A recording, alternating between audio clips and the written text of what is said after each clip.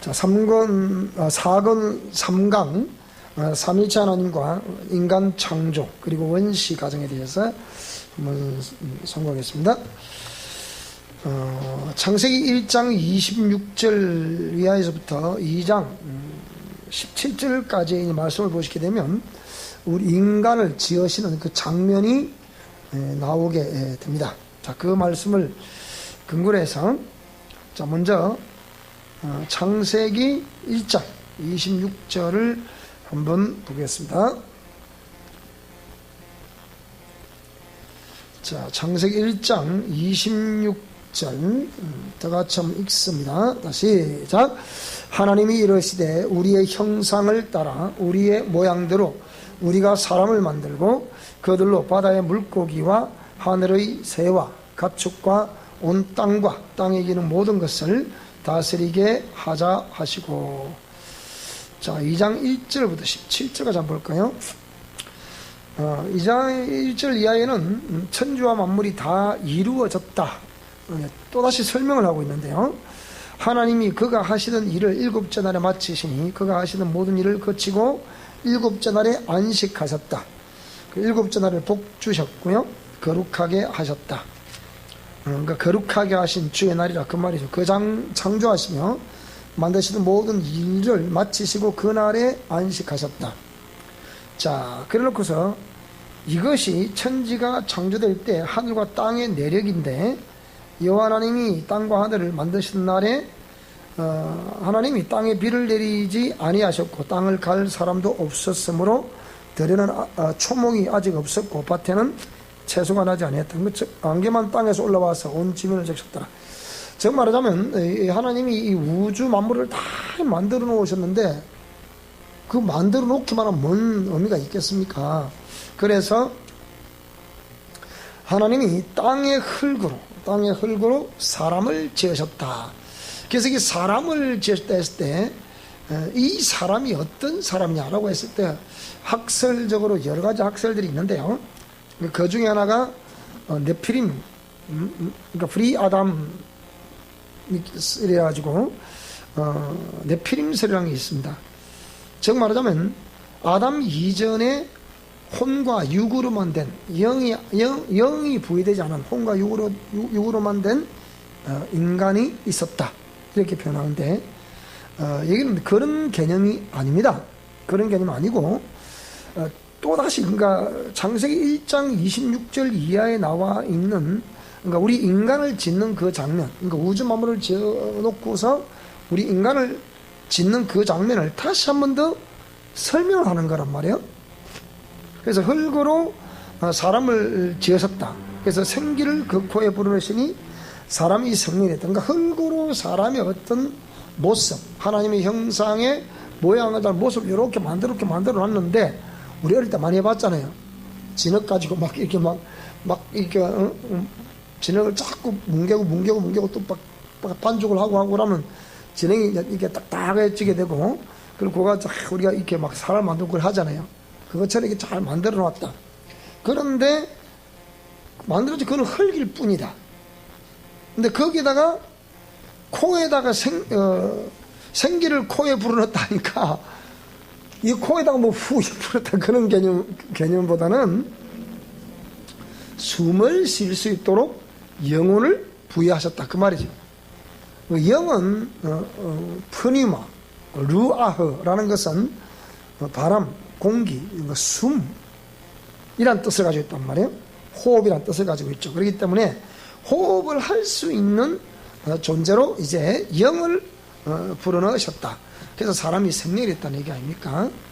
생명이 돼서 사는 존재가 됐단 말이니까 비로소 움직이는 존재가 됐다, 그 말이죠. 그럼 그전에는 뭐 혼과 육으로 된 존재가 있었다면 그건 이미 움직여 있었다는 게 되는 게 아닙니까? 이건 그런 게 아니거든요. 자, 그래서 하나님이 동방의 에덴의 동산을 창설하시고 그 지으신 사람, 그러니까 아담을 거기다가 에덴 동산에다가 두었다.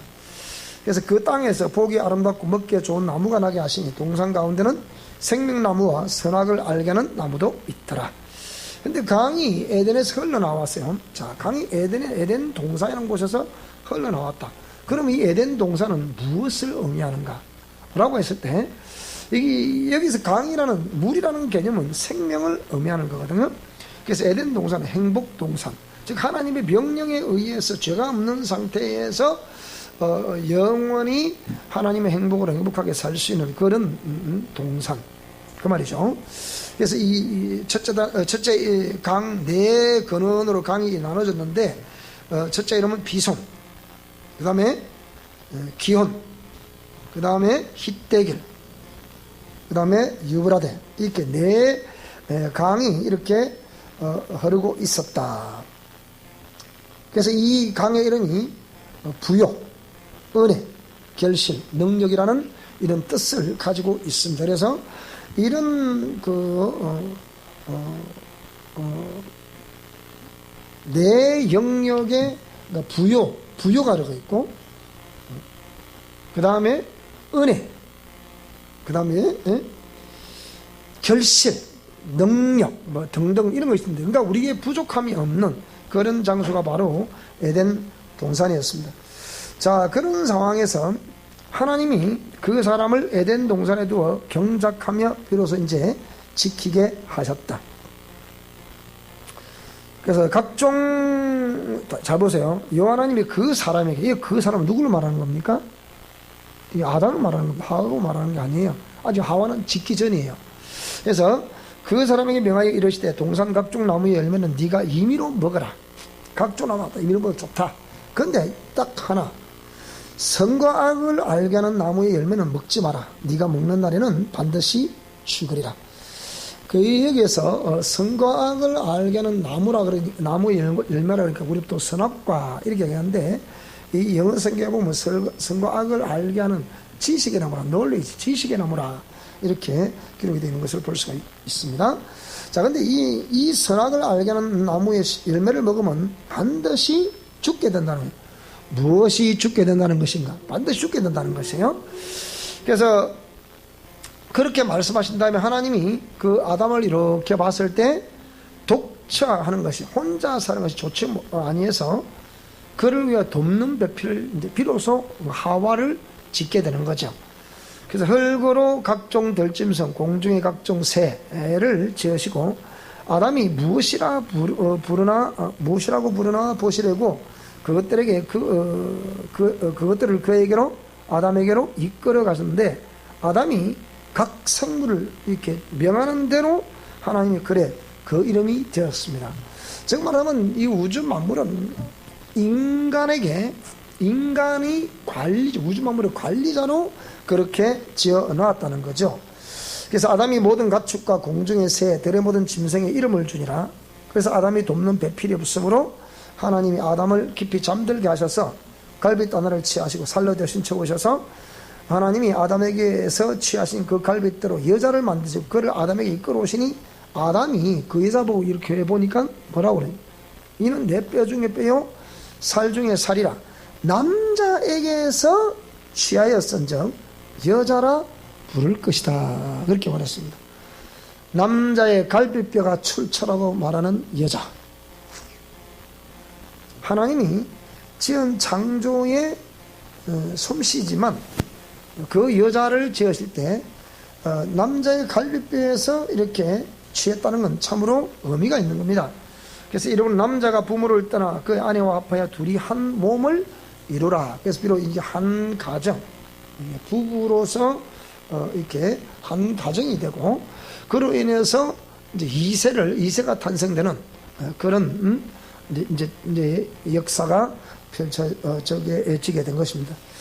요즘 수많은 여성들이, 아니면 여성 운동가들이 페미니즘 이래가지고 여성들의 고유의 권리를 우리는 소유하겠다, 더 이상 남성들에게 양보하지 않겠다 해서 그런 경우도 많은데, 물론 여성들의 권리를 어떤 역사 속에서 무시했던 하나의 인격체로 봐야 되는데, 소유물 내지는 뭐 어떤 사람은 그러죠. 애기 낳는 기계 뭐 그런 식으로 표현하고 그러는데, 어쨌든 그런 표현은 참 잘못된 표현이지만은요, 그렇다고 해서 이렇게 사실 여자의 머리가 남자라 그랬잖아요.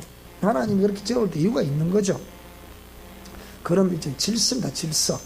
그래서 그런 관계 속에 하는 인격체로서 아내, 그리고 인격체로서 이제 남편, 인격체로서 상호 교류가 있어야 되는데, 그렇지 않고 주종 관계로 이제 점철되어 왔던 인류의 역사였습니다. 그래서 여성들이, 요즘 페미니스트들이 그렇게 하는 것은 이해가 되지만, 그래도 그런 부분들은 깊이 한번 생각해 보셔야 됩니다. 무엇 때문에 그렇게 하고 있는지. 여성이 여성 고유의 권리를 찾으면 앞으로 인류는 이 땅에 탄생될 사람이 없습니다. 그래서 요즘은 또 과학이 발달되다 보니까 정자 은행을 두어서 또 난자 은행 뭐 등등등 이런 걸 통해 가지고서 뭐 이렇게 아이를 생산케 되는, 그러다 보니까 이 아이가 누구 아들인지 그것도 모른다잖아요. 누구 아이인지 그것도 모른다잖아요. 아무도 이렇게 지금 실제적으로 법정에서는 여자가 그 사건 많이 났잖아요. 여성이 어떤 다른 사람의 정자를 받아들여서 아이를 낳았어요. 이제 검사를 해보니까 남편이 뭐 내 아이가 아니야. 이 누구야? 할 말이 없는 거예요. 그래서 그것이 여성 고유의 권리냐? 그런 이제 아니면 다른 어떤 의도를 가지고 있냐? 그런 것도 있고, 복음과 상황이라는 책에 5월호를 또 제가 잠시 읽어보니까 거기도 보니까 그 혼전 임신이 이를 어떻게 봐야 될 것인가. 헌법재판소에서도 태아를 이제는 뭐 이렇게 삭제도 좋다, 이 통과됐지 않습니까? 지금은 그런 시대입니다. 여성들이 마음만 먹으면 얼마든지 내 복중에 있는 아이도 죽일 수 있습니다. 지금은 그런 시대인데요. 이런 너무 여성 운동가들이 자꾸 이렇게 성경 말씀을 초월해서 나가다 보면 이런 일들이 벌어집니다. 한번 생각해 봐야 되는 그런 부분이라 생각이 되고요. 자, 오늘은 그래서 삼일체 하나님, 그리고 인간 창조와 그 인간을 창조해 놓으시고서 최초로 그 형성된 원시 가정을 한번 살펴보겠는데요. 자, 먼저 삼일체 하나님을 살펴봅시다. 자, 삼일체 하나님은 1번, 하나님은 한 분이시지만 사역에 있어서 각각 고유의 인격을 가지고 계신다. 인간 이성우위를 주장하는 철학자나 과학자는 자신의 명석한 두뇌로는 신의 존재하심이 정리되지 않으니까 도킨스나 니체, 사르트르와 같이 신은 만들어졌다, 신은 죽었다 라고 표현을 하게 되는 것입니다. 정말하면 신이 만들었단 말이 무슨 말인가 하니, 인간이 어떤 신을 만들었다는 그런 개념보다는, 뭐 진흙처럼 이렇게 만들었다 그런 개념보다는 인간이 무언가 삶을 살면서 불안한 요소들을 가지고 있다. 그 인간이 그걸 느낀다는 것은 그냥 느끼는 것이 아니라 내 속에 영혼이 있기 때문에 그런 걸 느껴지게 되는 거죠.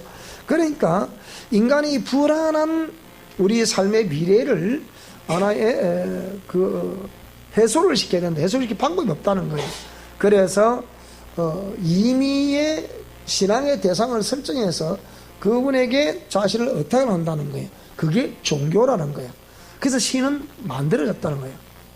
이거는 하나님이 없다는 사실. 시편 14편 1절 이하에 어리석은 사람은 그 마음에 이르기를 하나님은 없다 한다고 그랬어요. 그러니까 하나님이 없는 사상을 가진 사람들이 그렇게 생각하고 그렇게 판단을 한다는 겁니다. 우리는 기본적으로 신은 존재한다. 유신론이죠. 만물을 지으시고 인간을 지으신 분은 창조주 하나님이시다. 그러니까 우리는 기본적으로 우리는 하나님은 살아계신다. 신은 존재하신다. 그래서 신이 존재하시기 때문에 내 영혼이 주어졌다. 내 영혼은 신과 교류할 수 있는 교통하는 기관이다. 그러니까 이런 이제 사상을 가진 사람이 있고 하나님 없다는 사상을 가진 사람들이 있는데, 하나님 없다는 사상을 가진 사람들이 신은 만들어졌다, 그렇게 표현을 하는 것입니다. 그래서 인간 이성 우위를 주장, 그러니까 인간 중심, 내 이 불안한 심리를 어떻게 할 것인가 라고 했을 때 임의의 신앙의 대사를 만들어 거기다가 빈다는 거예요. 이렇게 이것이 종교다. 그래서 신은 만들어졌다고 그렇게 표현을 하게 되는 것입니다. 자, 그래서 통상적인 삼일체로는 태양, 열, 빛 또는 나무의 뿌리, 줄기, 잎, 한 남자가 아버지, 남편, 교수님 등등 이렇게 표현하는데 참 좀 애매모호한 그런 표현이기도 합니다. 근데 이렇게 말하다 보면 이게 하나 같은데 또 이해하기 또 약간 애매모호하고 그러면서도 양태론 같기도 하고 참 그런 면이 없잖아 있긴 있습니다. 그래서 성경에서 말하는 삼일체에 대해서 살펴보게 되면요, 야고보서 2장 19절에 보니까 네가 하나님을 한 분이신 줄 믿느냐? 잘하는도다 귀신들도 믿고 뜬다. 그리고 창세기 1장 26절을 보니까 우리의 형상을 따라 우리의 모양대로 우리가 사람을 만들고 라는 거 보면 이게 뭐 우리의 형상을 따라 우리의 모양대로 우리가 사람을 만들고 라고 했을 때 그 이 도대체가 누구예요? 그럼 우리란 그 신이 복수로 삼신이 존재한단 말인가? 이게 그랬잖아요. 우리가 우리의 형상을 따라 우리의 모양대로 우리가 사람을 이러니까 이거 하나의 신이 세 분이 계셨다? 그런 개념? 이걸 일체라 그러면 안 되는 거예요. 그러니까 이거는 뭐냐, 이미 인간을 짓기 전에 제가 보는 길에서는 그래요. 인간을 짓기 전에 천사를 먼저 지었잖아요. 하나님 명령하시면 일은 누가 해야 돼요? 천사가 한단 말이죠. 이런 것을 우리가 생각해 볼 수가 있겠습니다. 그래서 자, 세례 요한에게 침례를 받는 장면에서 예수께서 물에서 올라오시니 하늘에서 소리가 들렸고 성령은 비둘기 같은 형체를 띠시고 예수님 머리에 임하신 이것을 삼위일체의 하나님의 역사라고 표현하는데 이 구절은 30년에 가깝다는 느낌이 든다. 자칫 한번 해석을 하면 그렇다 그 말입니다. 자, 그래서 만약에 자 보세요. 하늘에서 소리가 들렸어요. 그럼 하늘에도 신이 계시고 정녕 또 신이신 분은 물에서 또 침례를 받으시고 올라오시고 또 성령은 비둘기같이 행성을 보이고 계시고 이 자칫하면 이걸 오해하면 30년이란 말이에요. 근데 우리가 하나님은 우리 성경신학에서 그랬잖아요. 하나님은 말씀이시다. 말씀. 그 말씀을 천사들이 다 각각 받들고 있다 그랬어요. 이렇게 받들고 있다. 그러면 이 받들고 있는데 창세전에 예정되어 있었던 하나님의 프로그램 속에는 이미 신이신 그분이 육체를 입고 우리 가운데 오셨을 때 그분은 공생의 사역을 필하시게 되어 있습니다. 에베소 1장 9절 3장 9절에 보게 되면 이 하나님의 예정된 경륜을 따라서 예수님 오시게 되어 있고 오시면 고난당하시게 되어 있고 고난당하시면 피 흘리시게 되어 있고 죽으시게 되어 있고 부활하시게 되어 있습니다. 이게 다 계획대로 되어 있는 거란 말이에요. 그러면 예수님이 육체를 입고 오셔가지고 세례 요한으로부터 광야의 외칠자의 소리로부터 이미 1차적으로 세례를 받으시는 겁니다. 세례를 받으시는 것은 공생애를 준비하는 것이었습니다. 그래서 이렇게 말씀을 부여받은 천사들이 그 말씀을 붙들고 있다 그랬죠. 이렇게. 그래서 신이신 그분, 육체를 입고 오신 그분이 물에서 올라오시게 되면 올라오시고 오시면 뭐라고요? 소리는 들려지게 되어 있는, 그 천사는 소리를 들려주게 되어 있죠. 그게 어째 천사입니까? 아버지라 그래야 되죠. 이는 내 사랑하는 아들이요 내 기뻐한 자라 했으니까 아버지라 그래야 되지 않습니까? 이렇게 말할 수 있는데 이미 하나님의 예정된 명령된 말씀에 이미 그분은 물에서 올라오시게 되면 그 증거를 하시도록 되어 있습니다. 그래서 구약에 여호와의 신이라고 일컫는 그 부분에 대해서 그는 천사들이었다. 여호와의 신이라는 천사였다. 천사 중 하나였다. 그래서 그 하나님은 명령하시고 명령된 그 말씀을 대언자가 와서 이렇게 말씀을 표현해 주는 거예요. 그러니까 밤모습의 사도 요한에게도 역시 천사가 와서 일러줬는데 요한이 천사에게 절을 하려고 했고 나에게 절하지 마라. 나는 너와 함께 된 종이다 그랬잖아요. 오직 하나님만 섬기라 이렇게 말하죠. 그러면 하나님 어떤 하나님요? 말씀을 명령하신 하나님이라는 겁니다. 자, 그래서 이렇게 침례받고 물에서 올라오실 때 그 이미 예정되어 있는, 그 순간으로 예정되어 있는 그 천사는 그 음성, 하나님의 음성을 대신 들려주도록 그렇게 되어 있고요. 그 다음에 그러면 이 비둘기 형체처럼 보이는 저게 그러면 성례라 그래야 되겠습니까? 자, 그러면 항상 하나님은 명령자라는 것을 우리 기억하셔야 됩니다. 명령하시면 일은 누가 하고요? 일은 종들이 하는 거예요. 자, 그런 이렇게 면을 상상해 보시면 되겠습니다. 자, 그래서 유대교나 여호와의 정의들은 오직 유일한 야훼 하나님만을 인정하고 성자와 성령은 그들은 부인합니다. 이게 문제예요. 그리고 우리가 말하는 이슬람도 우리 기독교하고 그 교리가 거의 비슷합니다. 그들도 유일신의 성계잖아요. 그들이 말하는 알라라는 게 뭡니까? 신이라는 뜻이잖아요. 우리가 말하는 하나님, 그들이 말하는 알라, 똑같은 존재라고 그렇게 보는 겁니다. 자, 그런 것도 우리가 참고해 봐야 되겠고요. 그래서 셋이 하나요, 하나가 셋이라는 쉽고도 어려운 이 교리는 기독교가 출발된 이후 지금까지 속 시원한 대답이 주어지지 않고 있다.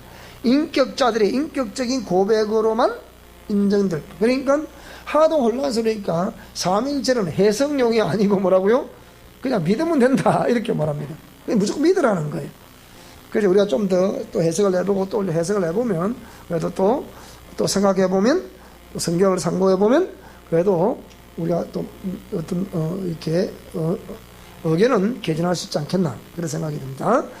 그래서 셋이 하나요, 하나가 셋이라는 쉽고도 어려운 이 교리, 이 삼일체 교리 말이에요. 자, 그러기 때문에 더 이상 설명할 수도 없고 해서도 안 되는 신성불가침 부분과 같습니다. 그래서 이 삼일체론의 상세한 설명은 창세전부터 존재하시는 말씀, 우리 지난 성경자 제3권에 보면 이런 내용들이 쭉 나와 있죠.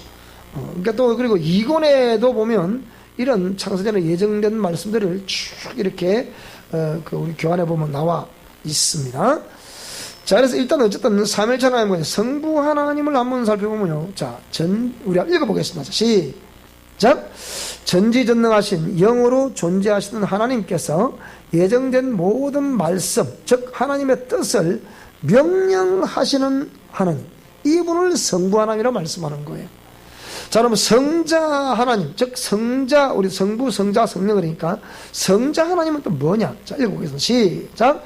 그 명령된 말씀 중에 눈에 볼 수 없었던 그 하나님이 눈에 볼 수 있고 만질 수도 있으며 얼굴과 얼굴을 마주보고 대화를 할 수 있는 모습으로 나타나시겠다고 말씀하심에 따라 육체를 입고 나타나신 하나님이다. 그래서 이 하나님은 고난당하시고 죽으시고 부활승천하신 하나님, 볼 수 있는 모습으로 재림하실 하나님. 그러니까 성자는, 그러니까 요한복음 1장 18절에 기록되어 있는, 자, 요한복음 1장 18절에 기록이 되어 있는, 자, 읽어보겠습니다.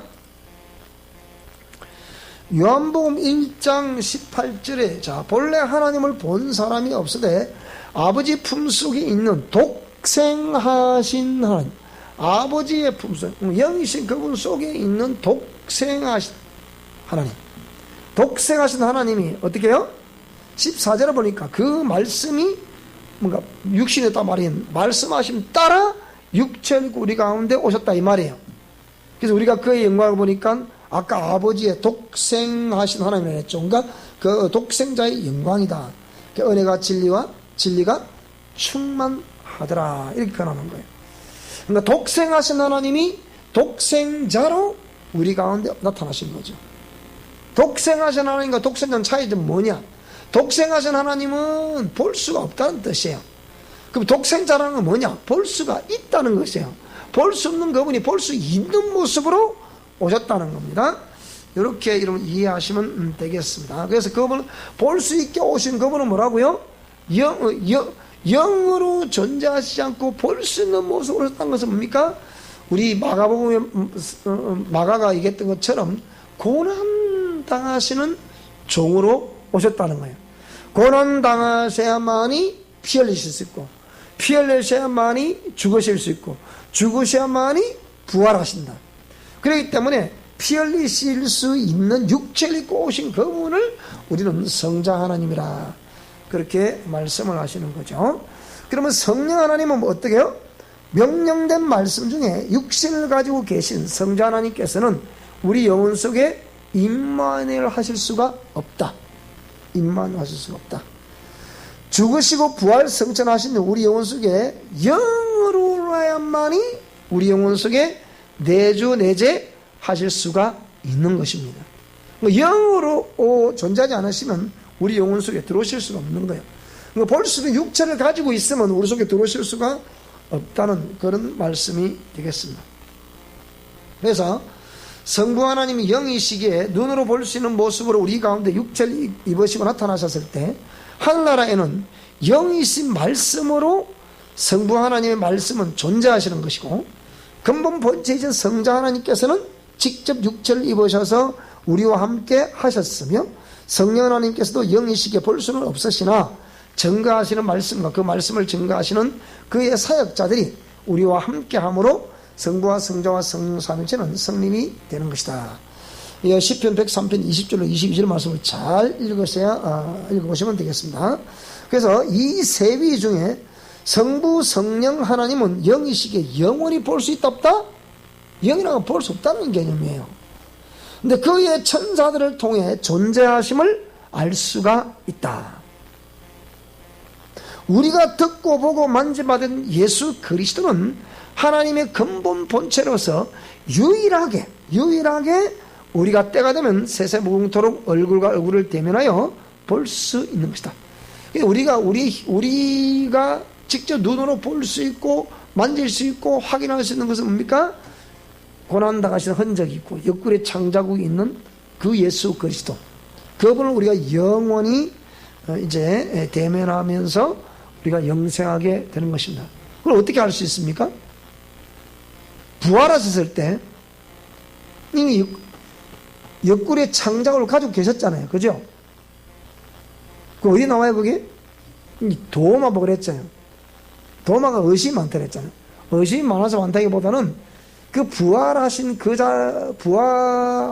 그 자리에 도마가 없었잖아요. 그 도마는 자기가 그 자리에 없었기 때문에 저는 확인 좀 해봐야겠습니다. 의심 많다기보다는 확인을 위한 그런 장면이 나오죠. 그래서 예수님이 뭐라고 그러셨습니까? 도마야, 네 손가락을 내 여기 옆구리에 넣어보라. 그리고 믿음 없는 사람이 되지 말고 믿음 있는 사람이 되라. 이렇게 말하죠. 그걸 보면 이미 예수님이 흔적이 있다 없다? 부활하신 중 흔적이 있다 없다? 있다는 거예요. 자, 그래서 이렇게 삼위일체 하나님 좀 정리를 좀 하게 되고요. 왜? 아까 여기 우리가 나와있죠. 우리가 우리의 모양을 따라 우리가 사람을 만들었다. 예. 우리의 형상을 따라 우리의 모양대로 우리가 사람을 만들었다 했기 때문에 이게 우리라는 복수를 썼기 때문에 자칫 잘못하면 30년이 될 수 있고 그 30년이 아니라 말한다면 삼위일체라고 말하기는 또 그렇단 말이에요. 그래서 이거는 우리가 하나님이 말씀이시다는 요한복음 1장 1절 이하에 나오는 하나님 말씀이시다라는 그 내용을 보게 될 때 이 어떤 성부 하나님에 관한 말씀, 성자 하나님에 관한 말씀, 성령 하나님에 관한 말씀입니다. 그러니까 성경 전체를 보게 되면 이 세 영역의 말씀으로 편성이 되어 있습니다. 그 중에 성부 하나님의 말씀은 항상 명령문을 쓰고 있습니다. 성자 하나님의 말씀은 우리 반드시 육체를 입고 우리 가운데 고난당하시고 피 흘리시고 죽으셨던 그분에 관한 말씀을 의미하고요.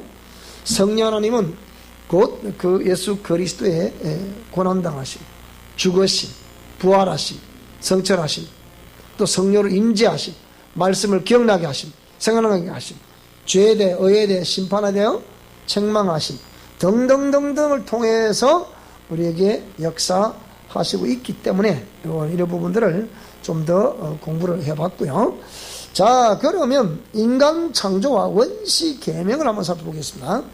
이 원식에는 창세기 1장 26절, 자, 인간 창조, 우리가 아까 말했지만 창세기 1장 26절을 다시 한 번 더 살펴보시게 되면요, 여기에 우리의 형상을 따라 우리의 모양대로 우리가 사람을 만들었다. 근데 여기에 그들에게 이 창세기 2장 1절부터 7절 말씀을 또 한번 보겠습니다. 여기 보면 아까 우리 읽었습니다만 이런 내용들, 인간을 짓는 그런 내용들 다 여기에 기록이 되어 있습니다. 자, 그러면 하나님께서는 6일 창조를 끝마치신 후에 그 무대를 통치할 존재로 하나님의 근본 본체이신 하나님의 형상의 모양을 닮은 인간을 마지막에 지으시되 남자와 여자로 지으셨다. 남자로 그는 근본 본체셨다라는 빌립보서의 말씀처럼요. 자, 히브리서 1장 3절은 볼까요? 그러면 자, 히브리서 1장 3절을 보게 되면요, 자, 이는 하나님의 영광의 광채시요 그 본체의 뭐라 그랬죠? 이렇게 형상이다. 그 본체의 형상이다. 그래 빌립보서 2장 6절에 말씀했던 근본 본체가 있다 그랬잖아요. 근본 본체가 있는데 근데 이 영으로 존재하시고 계시기 때문에 근본 본체를 볼 수 있다 없다? C라고 생각하신다. C라고. 그럼 C는 이게 지금 볼 때는 이 C가 무슨 C인지, 무슨 잎이라고 무슨 열매 맺을지 알아요? 몰라요? 몰라요. 근데 그 씨를 심어보면 거기서 싹이 틔워지고 자라고 잎이 피고 뭐 꽃이 피고 열매 맺는 거 볼 때, 아, 이 나무 이렇게 자라고 뭐 이게 열매를 맺는구나, 우리 알 수 있잖아, 그죠? 그러니까 영으로 우리 알 수가 없는 거죠. 그러니까 그래서 그는 근본 본체시다 말씀을 좀 잘 이해를 해야 되겠고요. 자, 창세기 우리 좀 읽었던 2장 7절 18절 21절 24절 이런 말씀들도 이렇게 우리 인간을 짓는 그 장면을 그렇게 설명을 하고 있습니다. 그러면 하나님께서는 인간을 지으시고 다른 모든 6일 창조의 과정 속에서 보시기에 좋았더라, 보시기에 좋았더라고 표현하고 있지만, 인간을 지어놓으시고서는 보시기에 심히 좋았더라, 이거의 특징입니다. 그래서 오늘 저와 여러분들을 지어놓으시고서 보시기에 심히 좋았더라고 말씀하시면 뭡니까? 우리가 그렇게 귀한 존재라는 거예요. 한 영혼이 귀한 존재라는 것입니다. 그래서 그거는 기쁜 감정을, 하나님의 감정을 표현하시는 것입니다. 그래서 하나님께서는 그들에게 복을 주셨는데, 첫째는 뭐라고요?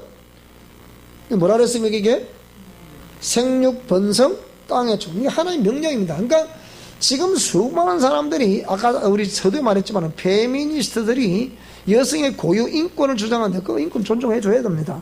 그렇지만 생육하고 번성하여 땅에 충만하라는 하나님의 이 공의의 법칙에 볼 때 여성이 여성 고유의 인권을 주장한 것은 당연히 인권 존중을 해드려야 되겠습니다만, 이것이 비혼, 미혼, 그러니까 결혼도 하지 않는 거, 이런 걸 하면 안 되잖아요. 결혼을 해도 요즘은 참 걱정이라 돼요. 가면 가서 여성 인권을 존중한다는 게 자칫 잘못하면 오히려 세상을 더 엄난하게 만들 수도 있어요. 이 조심해야 됩니다. 여성 인권은 다시 말해 마땅히 존중받아야 됩니다. 그런데 그것 때문에 이 아이가 여성 인권을 존중하는 거 나머지 여성이 자기 마음대로 그렇게 이렇게 아이를 갖고 안 갖고 할 수 있다 없다? 자기 권리다, 그 얘기예요. 이 자기 권리는 권리인데, 나는 우리 모든 여성들이 생육하고 번성을 땅에 충만케 하는데 거기에 남편과 합력하여 선을 이루는 그런 역사에 순종하기를 바랍니다. 그게 정상 아닙니까? 그게 정상이란 말이에요. 근데 앞으로 결혼을 시키긴 시켜놨는데, 만약에 며느리가 아버님, 저는 도무지 그거 못합니다, 그거. 그럼 어쩔 거요? 우리 애가 그러더라고요. 아빠, 아니, 내가 사랑한 거지도 않는데 뭐라 그래, 지 하나 죽기로. 이러더라고요. 대단하다 그랬어요. 자, 둘째는 땅을 지배하고 정복하고 다스리라는 복입니다. 우리 남성과 여성 모두에게 이 땅을 지배하고 정복하고 다스리는 복이 있기를 축복합니다. 자, 셋째는 씨 맺는 채소, 그리고 씨를 가진 열매 맺는 모든 나무를 식물로 먹을 수 있는 복을 주셨다. 원래 우리 인간의 원시 가정에서는 뭘 주셨다고요? 먹거리로 씨 맺는 채소, 또 씨를 가진 열매, 이런 것들을 모든 나무를 식물로 먹을 수 있는 복을 주셨다. 원래는 하나님 이걸 주셨어요. 지금처럼 고기 먹고 살아라 이렇게 주신 게 아니에요. 원래는 풀은 풀을 먹고 풀을 먹되 씨를 가진 나무, 채소, 열매, 이것을 먹으라는 거예요. 그래서 그 씨 속에는 모든 사실 영양분이 다 담겨져 있는 거란 말이에요. 있는 거죠. 자, 그래서 이런 복을 주셨다는 것이고요. 그 다음에 짐승은 그 고유의 형상으로 지었으나 인간은 하나님 고유의 형상이신 예수 그리스도의 모습대로 지으셨기에 보시기에 심히 좋으셨는데, 이는 훗날 이 세상에 오실 예수 그리스도의 통로로서 인간을 지으셨기 때문이다. 따라서 내 영혼은 예수님 다시 오시는 통로다. 영혼이 없으면 무슨 통로로 오시겠습니까? 영혼이 그 통로로 오시는 거죠. 그 영혼과 함께 우리가 좀 교류를 하고 있는 거 아닙니까? 자, 그래서 이 원시 계명, 인간 창조 이후에 그들이 주셨던 원시 계명을 잠시, 이걸 지금 오늘 현대 사회에서 그러니까 그 인권 부러지자며 어떤 주의자들, 그들을 폄하하려고 하는 것이 아니고, 여기에 기록된 원시 계명은 어떠했나, 그런 관점에서 성경 말씀에 기록되어 있는 내용들을 우리가 살펴보았고요. 자, 그러면 원시 계명과 부부의 행복이라는 이 3번 영역에서는, 원시 계명은 10계명보다 훨씬 이전에 하나님께서 먼저 우리 인간에게 주신 계명이 있었다. 곧 시내산이 아닌 에덴 동산에서 주신 계명을 원시 계명이라고 합니다. 무슨 말씀이 되십니까? 이게 원시 계명이에요. 그것은 인간 조상에 주신 계명으로, 곧 첫째, 생육 번성 땅에 충만하라는 것과 둘째, 땅을 지배 정복 다스리라는 계명이었다. 무슨 말씀이 되지? 이게 원시 계명입니다. 자, 그래서 이 계명은 다름 아닌 부부가 하나 되라는 계명이고, 남자, 즉 여자가 부모를 떠나 아내와 합하여 하나가 되는 것이다. 근데 그래서 우리가 에베소서, 교회 서신이라 부르는 에베소서에 보면 남자가 남자 몸을 주장할 수 없고 여자가 여자 몸을 주장할 수가 없다. 남자가 아내에게 요구를 할 때는 아내는 응해야 되는 의무가 있고, 또 아내가 요구할 때는 남편 또한 응해야 될 의무가 있습니다. 근데 우리 학생들하고 이렇게 학생들하고 상담을 해보니까, 젊은 우리 30대, 40대 초반인데 부부 만남이 없는 거예요. 한 집안 살고 있을 뿐이지. 그렇게 표현하는 게 뭐라고 표현하느냐? 그런 경우를 정신적으로만 당신과 내가 부부지 육체적으로는 부부가 아니라는 거예요. 이 말씀 무슨 이해돼요?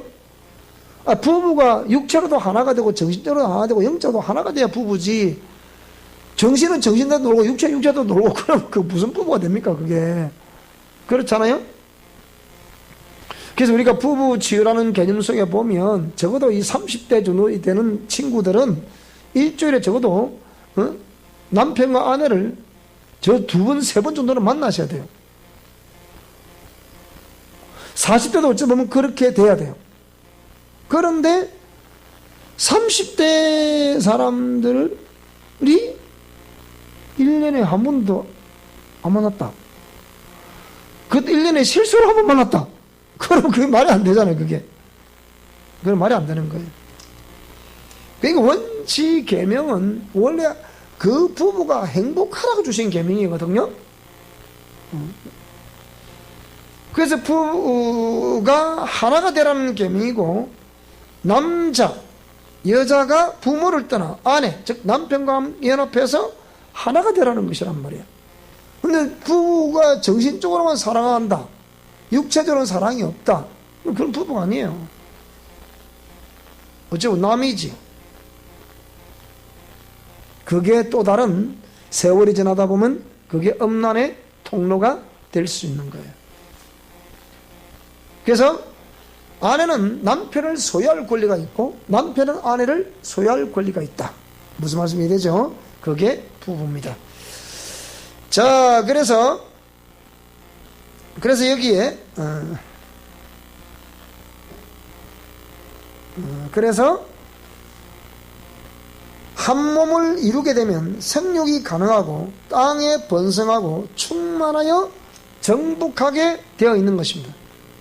그런데 만남이 없는데 무슨 어떻게 합니까? 안 되지.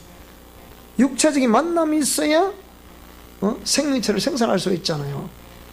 근데 만약에 남편과 아내가 만나질 않는다, 정기적인 만남이 없다, 그건 비정상적이에요. 그걸 당연히 여기는 것도, 그것도 잘못된 생각이에요. 부부는 모름지기 백년해로라 그러죠. 백년해로. 우리 김종환 씨가, 가수 김종환 씨 노래를 불렀죠, 그죠? 백년의 약속, 그건 노래 됐지 않습니까? 백년이 지나도 뭐 후회 없도록. 누굴 위해 살고 싶다?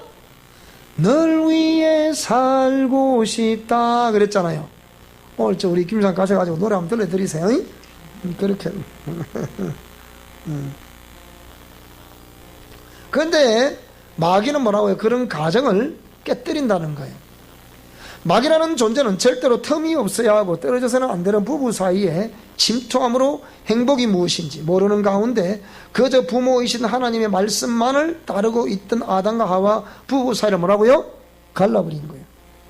그때는 하나님과 아버지가 하나님이시잖아요.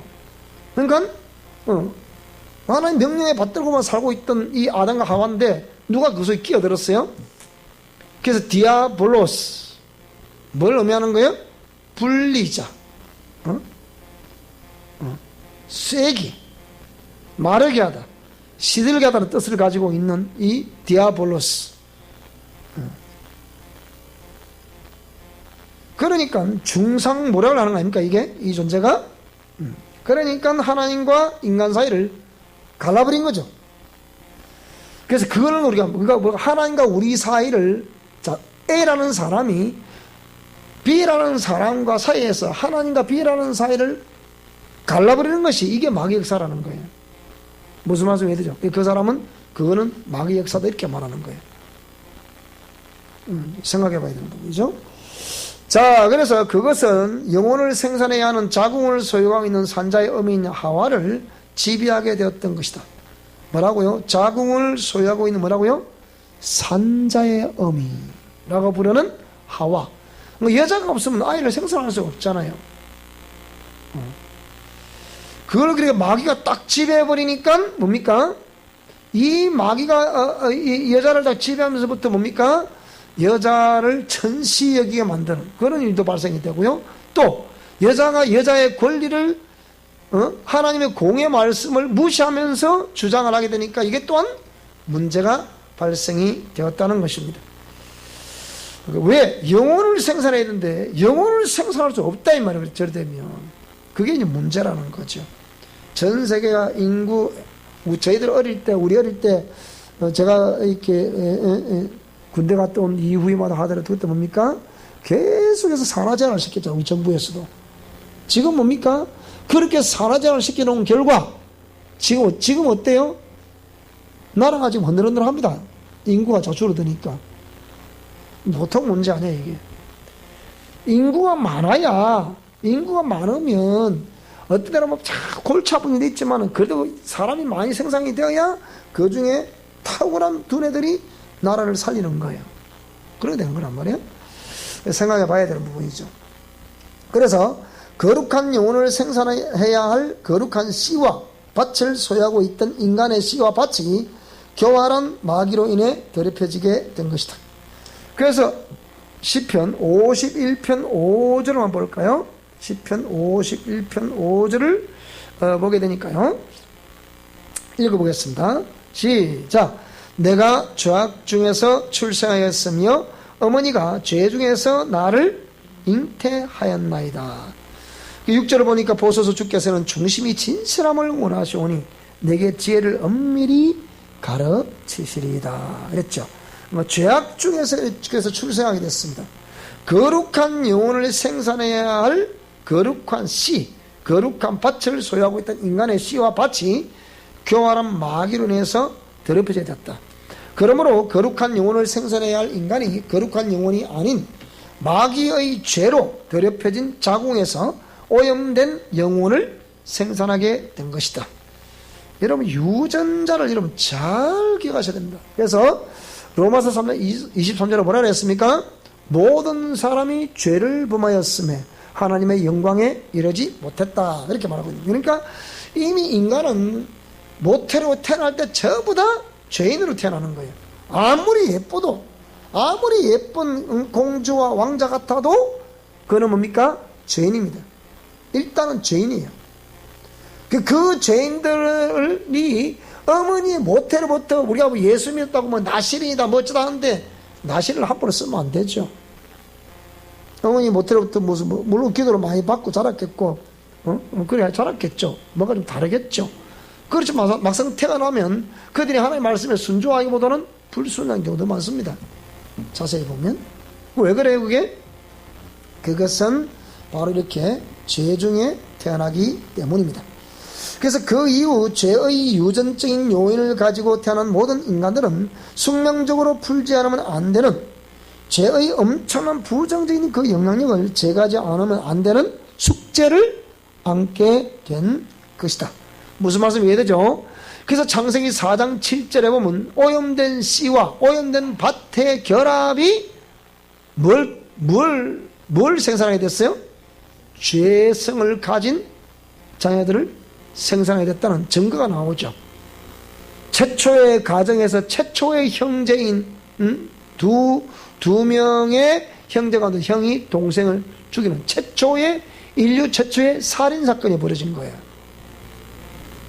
인류 최초의 살인사건이 어디서 벌어졌다? 인류 최초의 가정에서 벌어졌다는 거예요. 이런 비극이 어디 있습니까 이게. 그러니까 죄라는 것이 얼마나 집요하게 우리 인간을 유린하고 있다는 사실을 알아야 돼. 이걸 모르니 죄의 유전자를 모르니까 사람들이 예사라고 생각하거든요. 그래서 이로 인하여 가정이 파괴되고 부부관계가 깨어지게 되었습니다. 한국 사회는 현재 10쌍이 결혼을 하게 되면 5쌍 이상이 이혼을 현재 하고 있습니다. 전세계 이혼 1등 국가가 한국이에요. 그 다음에 중년에 접어들면 또 2 내지 3쌍이 이혼을 한다는 거예요. 또 그 다음에 황혼에 접어들면 또 이혼을 한다는 거예요. 이렇게 보니까 근 80%가 이혼을 한다는 거예요. 무슨 나라가 있습니까? 그러니까 그따가 조론 얘기 들어보셨죠? 내가 때를 기다렸다. 당신 내가 딱 때를 기다렸다. 응? 이제 니하고 못 살겠다 내가 막. 니대로 나 내대로 살자. 그게 조론이란 거야. 호적에 분리는 안 시키고 말하고요. 니대로 살아. 나 내대로 살겠다. 간섭하지 말아요. 나도 내 인권이고 이거는 니도 니 건 찾아가라. 그 말이에요.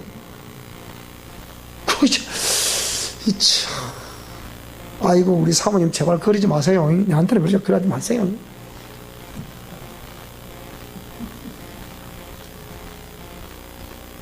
근데 무슨 말인데 이거 남 얘기 아니라 이게. 그러니까 10쌍이 결혼하면 5쌍이 50% 10년 안에 이혼한다는 거예요 지금. 지금 한국 사회가 원래 그래요 지금. 앞으로 가면 누가 그것도 몰라. 세월 지나서 자라는데 이 딸아이가 누구 딸아이인지 이 아들이 누구 아들인지 그것도 몰라. 이제 앞으로 가면 갈수록 지금 보통 문제입니다 여러분. 중년 접어도 또 2네 세상이 이혼하고 황혼에 접어도 또 이혼을 하고 청소년 50% 이상이 음란물을 경험한다잖아요. 보통 문제가 아니죠. 국가정책이 국가인권위원회의 기독교 박해, 진보적인 교육, 동성애 옹호, 각종 매스미디어의 부정적인 역할, 사법기관의 오염 등등 가면 갈수록 한국은 음란국가로 치닫고 있습니다. 지금 보통 문제가 아닙니다. 그 외에 성직자들의 거기에 대한 무관심, 기독인들의 개인주의, 그리스도인들의 패배의식, 동성애자들이 전적 인구에 비해서 0.1%밖에 안 된다는 거예요. 0.1%의 그 동성애자를 우리가 지금 못 이기고 있는 거예요. 지금 이게 뭔 역사? 눈에 보이지 않지만 마귀 역사라는 거예요.